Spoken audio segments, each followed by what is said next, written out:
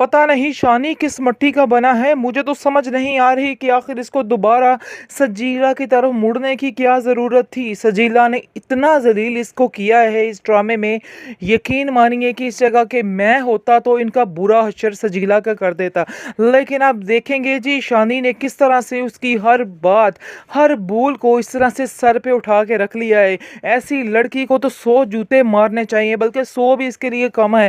खैर आप देखेंगे कि फिर दोबारा से मुझे ऐसा लग रहा है कि शानी फिर से उसमें इन्वॉल्व होने की कोशिश कर रहा है, लेकिन शान से भी काफ़ी परेशान है क्योंकि वो समझ रही है कि ये चक्कर फिर से चल रहा है।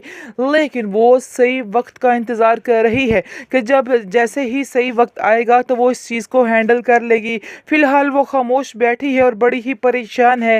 लेकिन आप देखेंगे कि शानी लगता है कि फिर वही तमाशे शुरू कर रहा है और फिर दोबारा से वही सारा झंझट शुरू होने वाला है।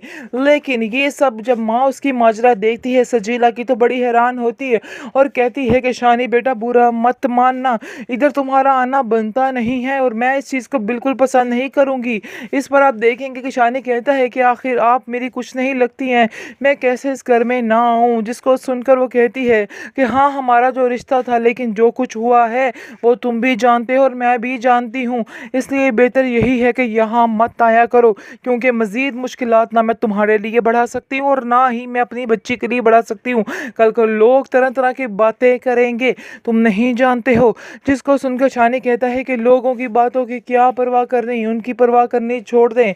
आप ऐसा सोचेंगी तो आपके लिए ही मसला बनेगा। आप क्यों नहीं समझ रही हैं कि आपको ये बातें नहीं सोचनी है और छोड़ दें सब कुछ, क्योंकि कोई किसी को कुछ नहीं कर सकता है। ये सिर्फ और सिर्फ हमें ही सारा कुछ हैंडल करना है।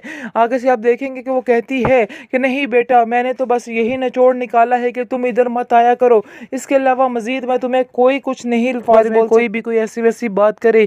आगे से आप देखेंगे सजीला कहती है कि शायद आप ये नहीं जानती हैं कि वो मेरा कज़न भी है और वो इस लिहाज से मेरे घर आ सकता है, इसलिए आपको परेशान होने की या लोगों की बातें सुनने की कोई भी ज़रूरत नहीं है और ना ही आप इन बातों की टेंशन ले तो ही अच्छा है। आगे आपकी तबीयत ठीक नहीं रहती है। लेकिन आप देखेंगे उसकी माँ काफ़ी परेशान है सजीला की वजह से और सोचती है, रमचा से बात करती है कि मेरी तबीयत अब ठीक नहीं रहती है, मेरा दिल है कि जल्द अज जल्द अब इस लड़की को फारग करूं और इसको इस घर से रुखसत कर दूं। जिसको सुनकर रमशा कहती है हाँ आपकी बात बिल्कुल ठीक है, आप किसी से बात कीजिए और रिश्ता कहीं पे कीजिए क्योंकि यही सबसे बेहतरीन ऑप्शन है। इस तरह से इसके दिमाग में इस तरह की फजूल बातें भी नहीं आएंगी। लेकिन मुझे इस बात की समझ नहीं आ रही कि शानी इस घर में क्यों दोबारा वापस आया था और क्यों ये इससे बातचीत कर रही है। इसको बिल्कुल मना करे कि उससे कोई बात मत करे क्योंकि ऐसा करने से हम सब की बदनामी होगी। आगे से आप देखेंगे कि उसकी माँ सजीला की कहती है हाँ तुमने बिल्कुल ठीक बात की है, मैं भी इसको समझाने की कोशिश कर रही हूँ, लेकिन मुझे ऐसा लग रहा है कि इसके दिमाग में कुछ और ही चल रहा है, लेकिन मुझे अभी तक समझ नहीं आ पा रही है। बस मेरा भी यही दिल है कि बस अब इसको यहाँ से रुखसत ही कर दे तो ही बेहतर है, वरना ये ना हो कि कल को कोई नया तमाशा बन जाए और हम सारी ज़िंदगी बदुआओं की जद में आ जाएं।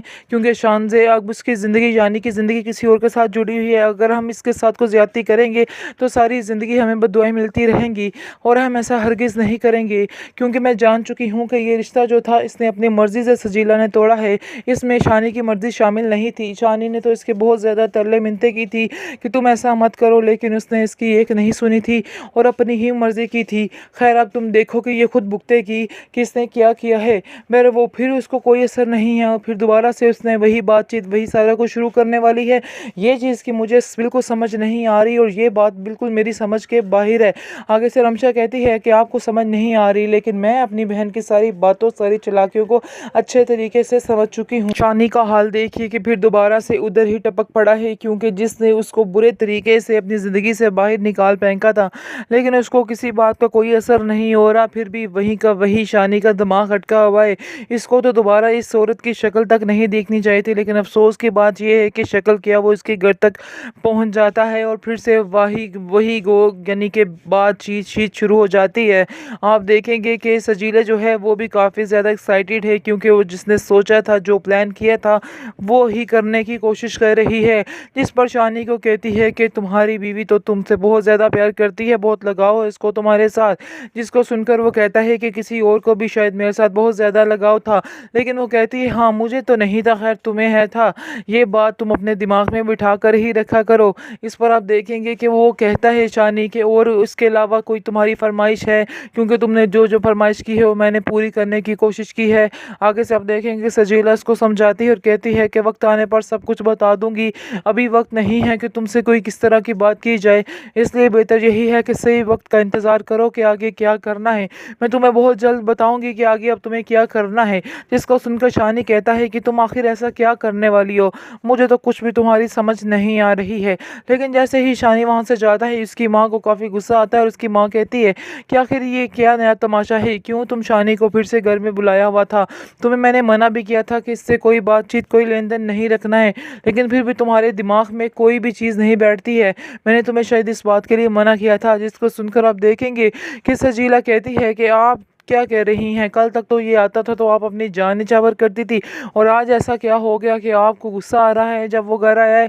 जिसको सुनकर आप देखेंगे कि शानी की माँ कहती है, उसकी सजीला की माँ कहती है पहले की बात और कुछ थी, लेकिन अब सारा कुछ बदल चुका है, ये बात तुम भी जानती हो, और अगर ये इधर आया तो सारे तरह तरह की बातें करेंगे, और ये चीज़ मुझे बिल्कुल भी गवारा नहीं है कि तुम्हारे बारे में कोई भी कोई ऐसी वैसी बात करे।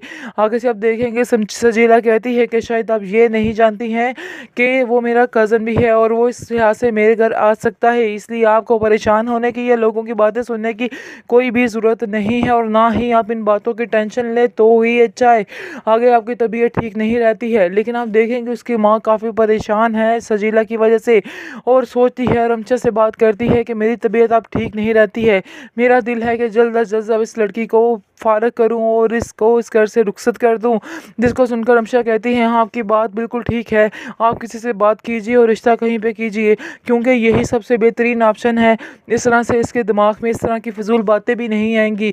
लेकिन मुझे इस बात की समझ नहीं आ रही कि शानी इस घर में क्यों दोबारा वापस आया था और क्यों ये इससे बातचीत कर रही है। इसको बिल्कुल मना करे कि उससे कोई बात मत करे, क्योंकि ऐसा करने से हम सब की बदनामी होगी।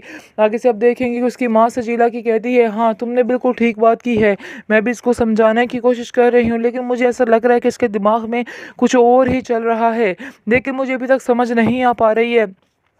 बस मेरा भी यही दिल है कि बस अब इसको यहाँ से रुखसत ही कर दे तो ही बेहतर है, वरना ये ना हो कि कल को कोई नया तमाशा बन जाए और हम सारी ज़िंदगी बदुआओं की जद में आ जाएं, क्योंकि शान से अब उसकी ज़िंदगी यानी कि ज़िंदगी किसी और के साथ जुड़ी हुई है। अगर हम इसके साथ को ज़्यादती करेंगे तो सारी ज़िंदगी हमें बदुआएं मिलती रहेंगी, और हम ऐसा हरगिज़ नहीं करेंगे, क्योंकि मैं जान चुकी हूँ कि ये रिश्ता जो था इसने अपनी मर्ज़ी से सजीला ने तोड़ा है, इसमें शानी की मर्ज़ी शामिल नहीं थी। शानी ने तो इसके बहुत ज़्यादा तरले मिन्नतें की थी कि तुम ऐसा मत करो, लेकिन उसने इसकी एक नहीं सुनी थी और अपनी ही मर्जी की थी। खैर अब तुम देखो कि ये खुद भुगतेगी कि इसने क्या किया है, मेरे वो फिर उसको कोई असर नहीं है और फिर दोबारा से उसने वही बातचीत वही सारा कुछ शुरू करने वाली है। ये चीज़ की मुझे बिल्कुल समझ नहीं आ रही और ये बात बिल्कुल मेरी समझ के बाहर है। आगे से